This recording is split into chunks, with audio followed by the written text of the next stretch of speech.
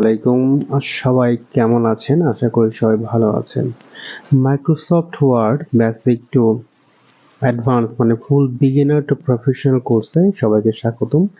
আশা করি যারা আমার ভিডিওটা দেখবেন তারা মোটামুটি উপকৃত হবেন। আমি যেহেতু বেসিক থেকে শুরু করেছি, সেই ক্ষেত্রে যারা ধরেন যে প্রফেশনাল অনেক কাজ জানেন তাদের জন্য অনেক বিরক্তিকর মনে হবে।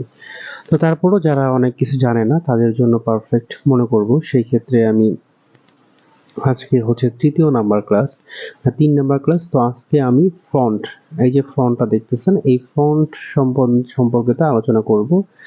এই যে ফন্ট সম্পর্কিত এবং ক্লিপবোর্ডটা মোটামুটি যারা জানেন মোটামুটি বুঝতে পারবেন, তারা সেই সম্পর্কিত কিছু তথ্য বা বেসিক নলেজটা আমি দেওয়ার চেষ্টা করব খুবই সংক্ষেপে। তো আমার চ্যানেলটি এটা হচ্ছে আমার ইন্টারফেস, মানে একটি ব্ল্যাঙ্ক ডকুমেন্ট ওপেন করা আছে। তো সবাই জানেন কিভাবে আরেকটি ব্ল্যাঙ্ক ডকুমেন্ট ওপেন করা লাগে, সেটা আমি আমার 2 নাম্বার ক্লাসে দেখিয়েছি। তো প্রথম আজকে যেহেতু ফন্ট, সেই ক্ষেত্রে আমি কিছু টাইপ করব, যেরকম thanks for being with us, thanks for being with আস,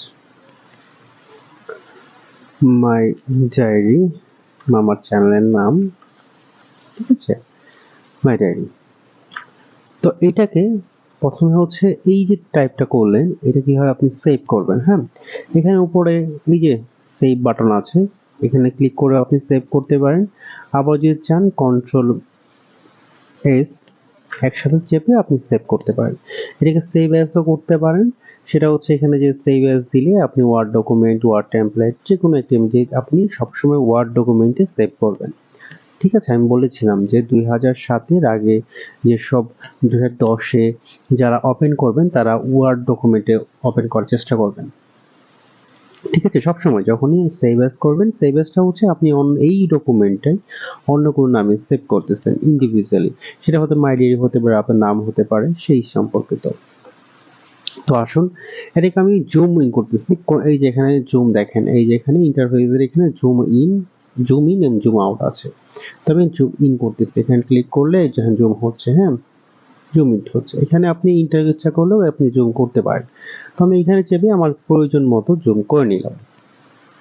তো আসুন, আপনি প্রথমে যেহেতু ফন্ট সম্পর্কিত আজকে আলোচনা, সেই সম্পর্কিতই আমি তথ্য দেব।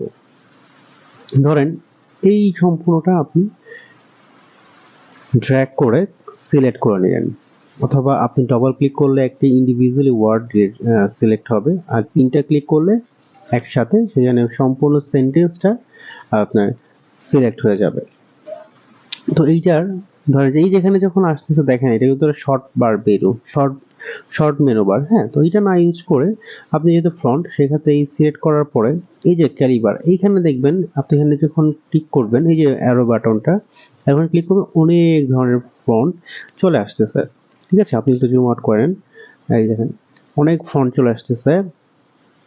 সেই ক্ষেত্রে এই যে দেখেন ফন্ট চেঞ্জ হচ্ছে, কিন্তু আমি এখানে আর নিয়ে নিই ব্যাক করে, মানে এটা হচ্ছে ট্যাব বাটন ক্লিক করলে অনেক দূর চলে যাবে। হ্যাঁ, তো এটাকে আপনি যখন সেভ করতেছেন, সিলেক্ট করে দেখেন এটা চেঞ্জ হচ্ছে কিনা। চেঞ্জ হচ্ছে, দেখেন এই যে এখানে আপনি যে কোনো ধরুন আপনি লেখার পরে, আপনি সম্পূর্ণ একটি লেটার লেখার পরে আপনি এটা মনে করতেছেন যে আপনি এটার ফন্টটা চেঞ্জ করবেন। বিভিন্ন ধরনের ফন্ট আছে, দেখেন যে এরিয়াল, এটাও আসতেছে, এটা সিলেক্ট করে দেখেন এরকম হয়ে গেছে। তারপর এই যে এরকম ইটালিকের মতো টানা হাতের লেখা যাদের, তারা যাচ্ছেন তার বুক সেলফ, হ্যাঁ, তো এটা আবার অন্যরকম ওয়ার্ড হয়ে গেল। ঠিক আছে, তো এইরকম ওয়ার্ড চাচ্ছেন তারা এখানে সেভ করে নেবেন। আর আমি আরো ভালো আলোচনা করব আস্তে আস্তে যে কিভাবে আপনি আরো ধরনের ফন্ট ইনস্টল করবেন এখানে, সেটা পরে আলোচনা করব। তো এখন এই সম্পূর্ণ ইয়াটার আপনি সাইজটা বাড়াবেন। এই যেখানে দেখেন ফন্ট সাইজ দেওয়া আছে, ঠিক আছে, এখানে অ্যারোতে ক্লিক করলে এখানে বিভিন্ন ধরনের ডিফল্ট ফন্ট আছে, দেখছেন এই যে বাড়তেছে। এখানে আপনি চান 10-এর, এখানে যদি চান এখানে 8 আছে, 9 আছে, 10 আছে, 11, 12, এখানে 13, এখানে 48 পরে 72। এখন আপনি চাচ্ছেন এখানে 50 করার জন্য, এখানে আপনি জাস্ট এখানে ক্লিক করলে এখানে একটা মাউস বাটনের একটা রাইট বাটন ক্লিক করার পরে 50 দিবেন। দেখেন 50 দিবেন, হয়ে গেছে। আবার এখানে 45 দিবেন, হয়ে গেছে। ঠিক আছে, এটা আপনারা দেখে নেবেন একটু। 42 এই যে কমে যাচ্ছে। ঠিক আছে, আর ইন্ডিভিজুয়ালি করতে পারেন, যেমন একটি লেটার আপনি অন্য ওয়ার্ডে দিতে যাচ্ছেন, এই দেখছেন, এই যে চলে আসতেছে, অন্য ফন্টে দিতে যাচ্ছেন, যে কোনো একটি ফন্ট দিলেন, তারপরে সাইজটা আপনি বড় করতে যাচ্ছেন, দিতে পারবেন। এখানে যদি চান আপনি ফন্ট না, এখানে কিছু কাজ না করে এই যে দেখছেন গ্রো ফন্ট, এই যে এখানে যেটা আছে এখানে ক্লিক করেও আপনি বড় করতে পারবেন। তার ডান পাশে হচ্ছে সিঙ্ক ফন্ট, এখানে ক্লিক করেও আপনি ছোট করতে পারেন, এই ছোট হচ্ছে দেখছেন। তো এই হচ্ছে টোটাল কাজ। এই যে এটা হচ্ছে ক্লিয়ার ফরম্যাটিং। হ্যাঁ, এই যে ক্লিয়ার ফরম্যাটিং হয়ে গেল, হয়েছে, ফরম্যাটটা ক্লিয়ার হলো, আগের ফরম্যাটে চলে গেল। তো এইটা আপনি কন্ট্রোল জেড দিয়ে আবার আনতে পারবেন। তো এখন এটা যেহেতু মনে করেন এইটা একটা ফন্টে আছে, হ্যাঁ, তো এটা আমি নর্মাল ফন্টে নিয়ে যাচ্ছি। ধরেন যে এই একটা, এই টিটা এক ফন্টে আছে, এইটা আরেক ফন্টে আছে, তো সবগুলো একটি ফন্টে নিতে যাচ্ছেন, সেখানে এই অ্যারোতে ক্লিক করে ধরেন ক্যালিবার দিয়ে ক্যাম্বার দিয়ে দিলাম। ঠিক আছে, ক্যাম্ব্রিয়াতে দিলেন। তারপর এটাকে আপনি বোল্ড করতে যাচ্ছেন, এই যে বি, বোল্ড দিলেন, বোল্ড হয়ে গেছে। এইখানে দিবেন এই যে ইটালিক, এখানে ক্লিক করলে ইটালিক হয়ে যাবে, এটা একটু বাঁকা লেখা হবে। এখানে আন্ডারলাইন করতে পারেন, এই যে আন্ডারলাইনে, এখানে ক্লিক করলে আন্ডারলাইন হয়ে যাবে। এখন আন্ডারলাইনে মনে করছেন আন্ডারলাইনটা আপনি লাইনটা চেঞ্জ করবেন, যে দেখছেন চেঞ্জ হয়ে যাচ্ছে, চেঞ্জ হচ্ছে। এই যে বিভিন্ন ধরনের আন্ডারলাইন আছে, এই যে মোর আন্ডারলাইনে ক্লিক আরো হবে। তারপরে এখানে আন্ডারলাইনের কালার, ওই যে আন্ডারলাইন কালার, এখানে আন্ডারলাইনের কালারও চেঞ্জ করতে পারেন ইচ্ছা করলে। যেখানে যেমন একটা কালার আপনি টিক দিলেন, কালার চেঞ্জ হয়ে গেছে। ঠিক আছে, আপনি চাইলে যে কোনো একটি ওয়ার্ডের নিচে আন্ডারলাইন, এই যে এই ওয়ার্ডের নিচ থেকে আন্ডারলাইনটা রিমুভ করতে চাচ্ছেন, এটা সিলেক্ট করে এই যে মাউসটা ধরে রাইট বাটন ক্লিক করে ড্র্যাগ করে সিলেক্ট করলেন, সিলেক্ট করে ইউ এর নিচে যে আন্ডারলাইনটা আছে এটা ক্লিক করে যে রিমুভ করে দিতে পারেন সিম্পলি। তারপর যদি চান এই পুরো ওয়ার্ডটার মধ্যে মাঝখানে একটি পেটের মধ্যে কাটা দিবেন, এই যে এখানে এবিসির নিচে কাটা আছে সিঙ্ক থ্রো, এই যে দেখেন হয়ে গেছে। আমি একটু ছোট করে নিই এটার ফন্টটা, তাহলে হয়তো বুঝতে সুবিধা হবে। তো এইটা হচ্ছে এটার কাজ, খুবই সিম্পলি কাজ। হ্যাঁ, আমি খুব দ্রুত গতিতে বলতেছি কারণ এটা বেসিক নলেজ।